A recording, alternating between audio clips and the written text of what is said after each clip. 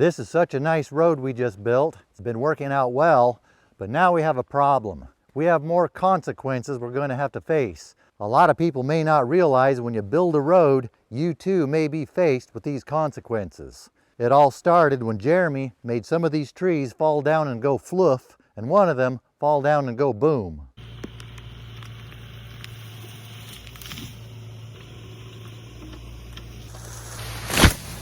Now we're going to go get the tractor, which is way over there on that far ridge, so we can deal with this situation.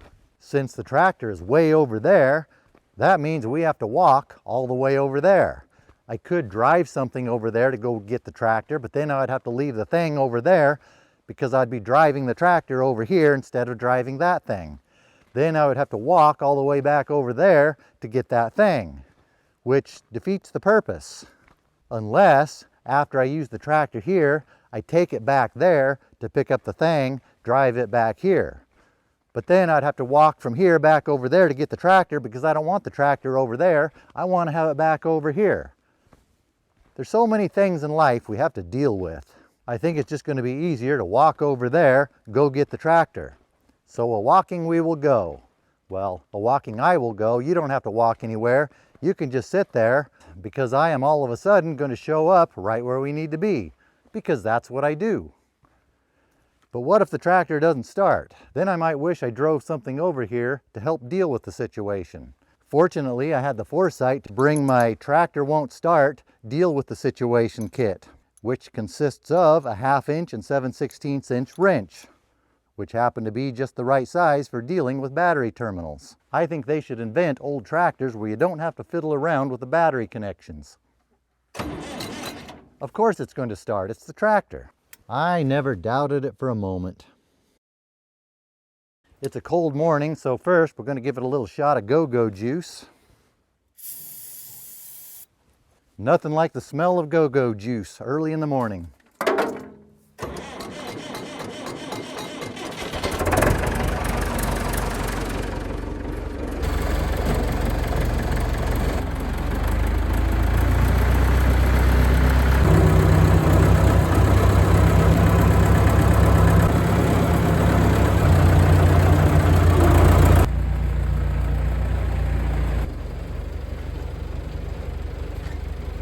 Now I need to find a phone booth so I can change into my chainsaw clothes. That's better. Now I feel like a human again. Still have some ice crystals here. It must be winter or something. I'm going to cut this root wad off. A lot of times when you uproot a tree, you're going to end up with dirt that finds its way onto the lower part of the log, which we have here. So I'm going to cut it above where that dirt mostly ends. This is the dirtiest side, so I'm going to start cutting from this side so the chain is exiting on the dirty side. That way it isn't dragging dirt through the log.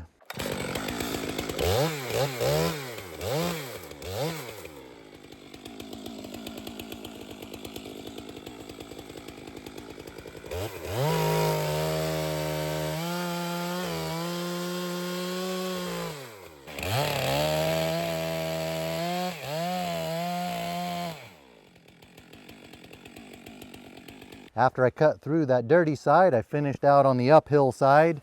Root balls do have a reputation of rolling over people when you cut them off. It's good to be uphill from them when you cut them off, not downhill. There is one more round of firewood I could cut off of here. I could cut that dirty piece off someday when I have an already dull chain, but I probably won't.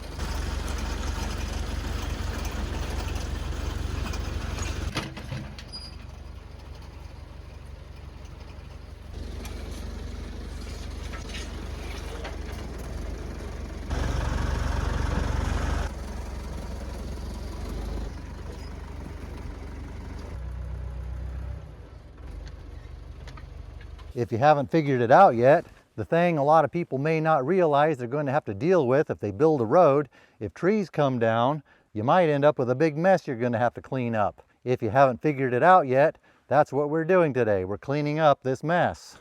I got some good cedar firewood out of the deal. I like to have some cedar firewood to burn. It makes good fire starter, smells good, and it crocks and pamples. Is that what I was trying to say? It cracks and pops as it burns, which can be nice. I got 2 logs that are so small and a little bit crooked, they're hardly worth putting on the mill and messing with, but I do like making cedar lumber. If I decide I want to do that, I can, or I can cut them into firewood. It's always good to have options. This log is likely going to fall flat on the ground when I cut it off. So we'll put the choker on it before the log lands on the ground so we don't have to stuff the choker between the log and the ground. Now we're thinking with brains. Since I don't have a clean path to cut through anywhere here, I'm going to make one.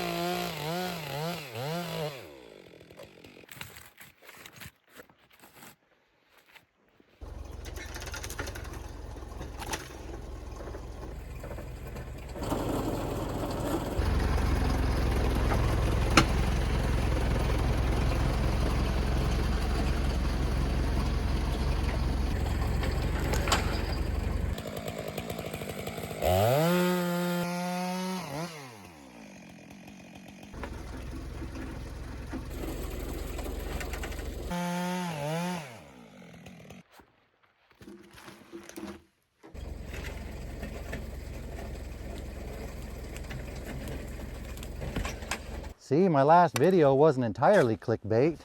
Just this little bit of logging's already getting dirt mixed up with the gravel. And right where I need to be cutting this log.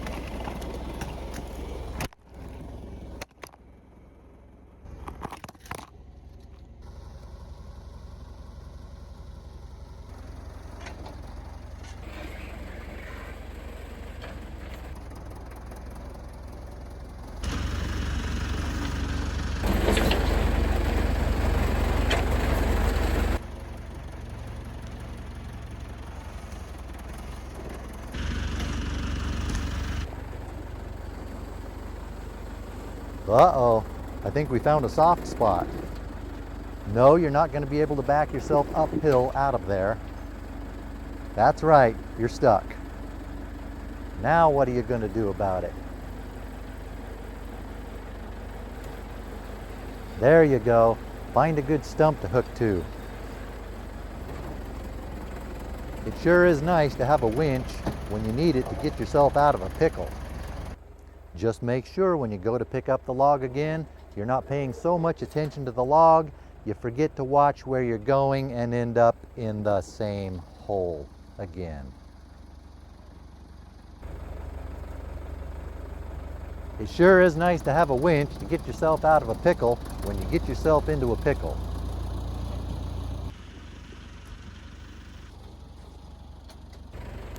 Again, when you're maneuvering a log around, make sure you're not paying so much attention to the log, you forget to watch where you're going with the tractor and get yourself stuck in the same hole a third time.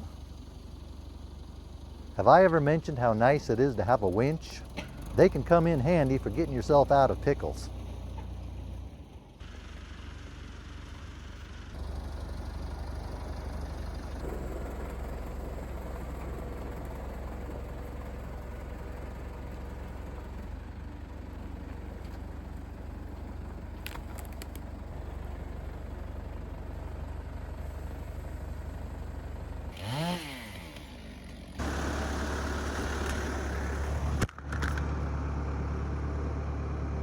I ran into you with the tractor. Hope you're okay. I got that hole mostly filled up with rocks. Put the ditch back where it was.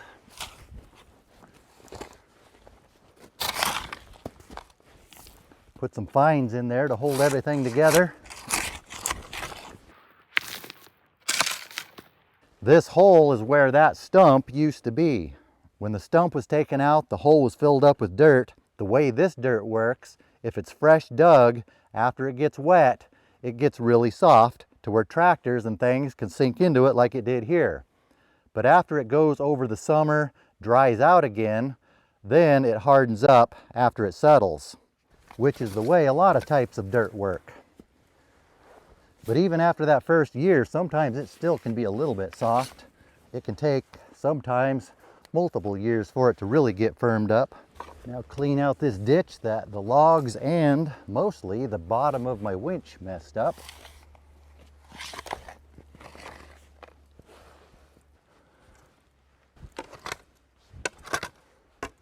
Roll this thing over here to keep anybody from driving on this soft spot until it has a chance to firm up.